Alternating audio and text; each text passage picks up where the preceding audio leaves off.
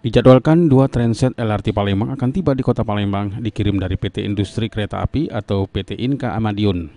Ditargetkan paling lambat pertengahan April 2018 akan dilakukan uji coba operasional LRT untuk zona 5. Sementara secara keseluruhan operasional LRT akan dilakukan Juni 2018 dan dapat bermanfaat bagi masyarakat Palembang khususnya.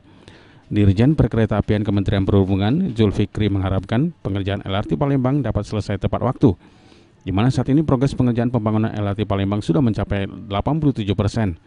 Pihak PT Waskita Karya selaku kontraktor LRT Palembang tengah mengejar pembangunan 13 stasiun LRT.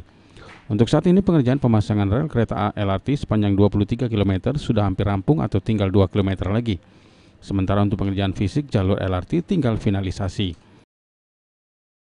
Sekarang yang dikejar adalah progres untuk stasiun.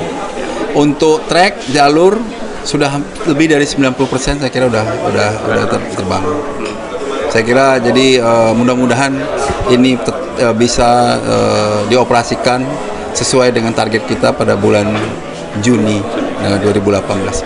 Yang kita dapatkan waktu saya juga melihat ke PT Inka di Madiun, itu dijadwalkan akhir Maret atau awal April sudah bisa sampai di sini.